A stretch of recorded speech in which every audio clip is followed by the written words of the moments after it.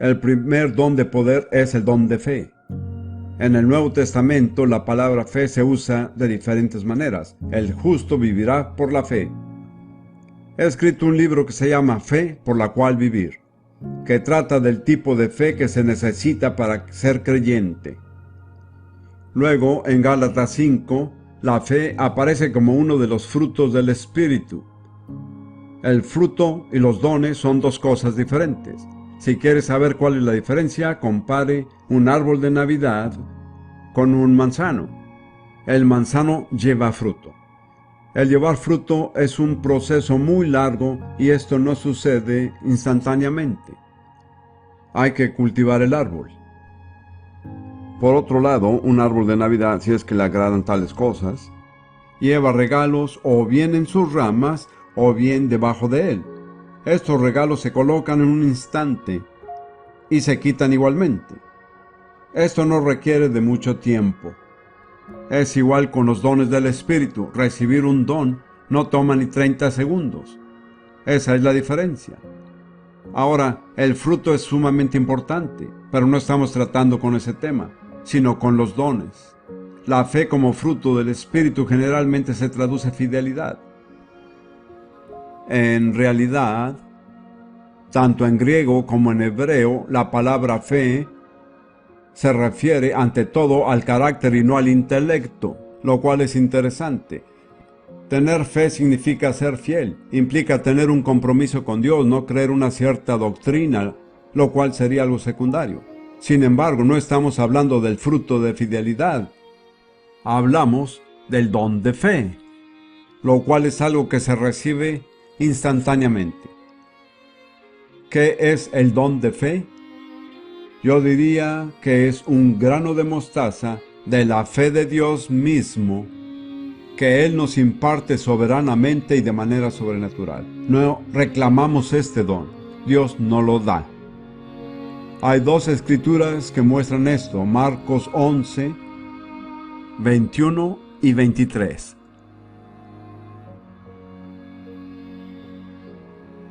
Recordará que Jesús se acercó a una higuera y al verla se enojó y dijo: «Nunca jamás coma nadie fruto de ti».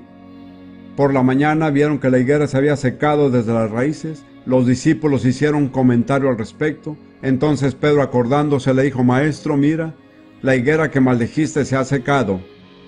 Respondiendo Jesús les dijo: «Tener fe en Dios». Así dice en español, pero en realidad en griego es tener la fe de Dios, lo cual da una idea totalmente diferente. Jesús dice que si tenemos la fe de Dios, nuestras palabras y nuestros actos tendrán el mismo efecto que si Dios mismo los ejecutara. No es nuestra fe, es la fe de Dios. En otras palabras, Jesús dijo: «La fe de Dios en mí me permitió decidir el destino de ese árbol». Las palabras que pronuncié fueron tan efectivas como si las hubiera dicho Dios el Padre. Y recuerde que Dios creó al mundo mediante su palabra. Él habló y el mundo fue creado. Luego Jesús da esta promesa en el versículo 23, «Porque de cierto os digo que cualquiera que dijera a este monte, quítate y échate en el mar, y no dudar en su corazón, sino creyere que será hecho lo que dice, lo que diga le será hecho». Es una promesa muy amplia. Cualquiera que dijere, lo que diga le será hecho. Pero es imposible hacerlo con nuestra propia fe. Es necesario que en medio de nuestra situación, Dios mismo nos imparta su fe como un don. Ahora comparemos lo que dice Mateo 17, versículo 20, que habla del mismo incidente.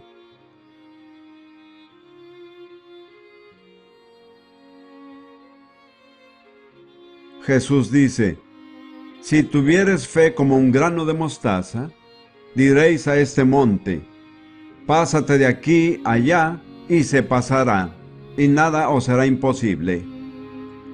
Jesús dijo que, ya que es la fe de Dios, no se necesita mucha. Un grano de mostaza, la semilla más pequeña de todas, moverá una montaña.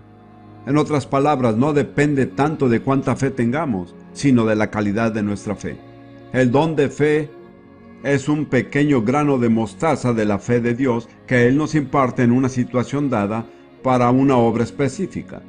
Mientras ejercitamos esta fe, tenemos el mismo impacto que tendría Dios mismo. Al completar la obra, nos hallamos otra vez al nivel de nuestra propia fe, el que usamos día a día.